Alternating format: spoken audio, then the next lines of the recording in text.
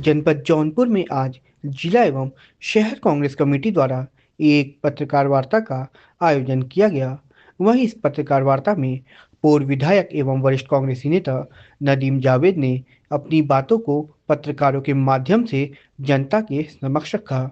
इस दौरान उन्होंने हाल ही में हुए बिहार चुनाव, वोट चोरी, भारत जोड़ो न्याय यात्रा, एसआईआर सिस्टम एवं अपनी अन्य बातों को पत्रकारों के माध्यम से जनता के समक्ष रखा। शोध मूल रूप से कांग्रेस पार्टी के हमारे नेता आदरणीय श्री राहुल गांधी जी ने दो पत्रकार वार्ता करके बहुत साफ शब्दों में और डेटा के माध्यम से देश को यह बताने की कोशिश की और इलेक्शन कमीशन से उन्होंने सवाल भी पूछा कि किस तरह से वोट चोरी के माध्यम से भारतीय जनता पार्टी सत्ता को लगातार हथियाने का प्रयास कर रही है।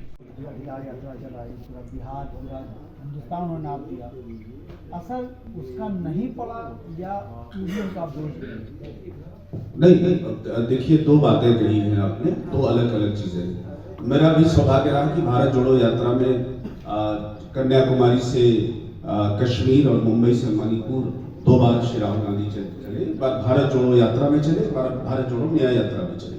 तो भारत जोड़ो यात्रा में मैं 40 दिन श्री राहुल गांधी जी के साथ पैदल चला था और देश की जनता ने श्री राहुल गांधी पर विश्वास भी किया।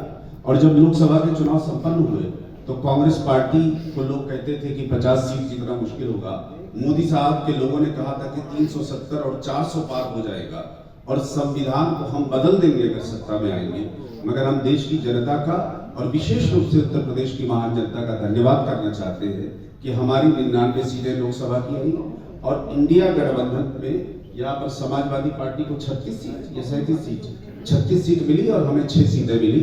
और हम इस बात के लिए भी धन्यवाद करना चाहते हैं कि अयोध्या से जहाँ से नैरेटिव खड़ा करने की कोशिश राष्ट्रीय स्वयंसेवक संघ और भारतीय जनता पार्टी कर रही थी, वहां पर इंडिया गठबंधन के प्रत्याशी जो एक दलित थे उनको जिताने का काम अयोध्या की महान जनता ने किया।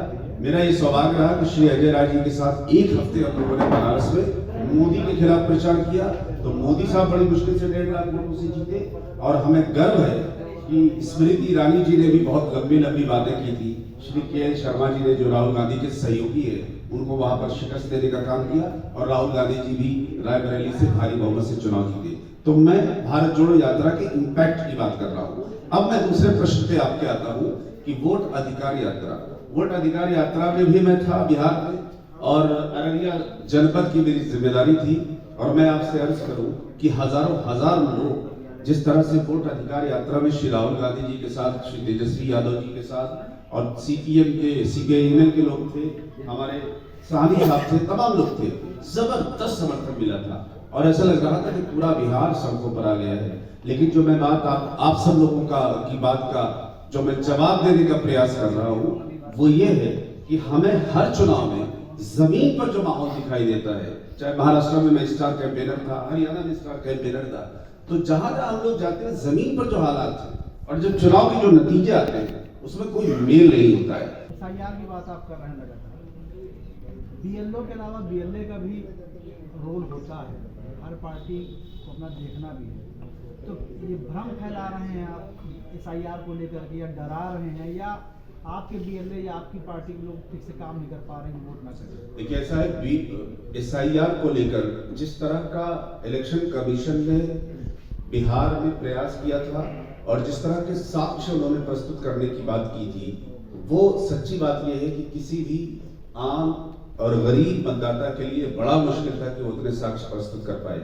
देश के तमाम बड़े बुद्धिजीवी और समझदार लोग सुप्रीम कोर्ट तक गए और सुप्रीम कोर्ट ने यह आदेश जारी किया कि आपका आधार कार्ड भी उसका हिस्सा बन सकता है। उस आधार कार्ड के कारण कुछ लोगों को थोड़ा आसानी भी हुई, लेकिन इसमें दो राय नहीं कि इलेक्शन कमीशन लगातार ये प्रयास कर रहा है कि एसआईआर के माध्यम से कहीं ना कहीं समाज के कमजोर लोगों को या उन लोगों को जो उनका वोटर नहीं है ऐसा वो समझते हैं, उन लोगों को डिस्टर्ब करने की कोशिश पूरी तरह से इलेक्शन कमीशन भारत सरकार के इशारे पर कर रहा है। ये हमारा सीधा सीधा न केवल आरोप है बल्कि ये सत्य है जिसको पूरा देश जानता है।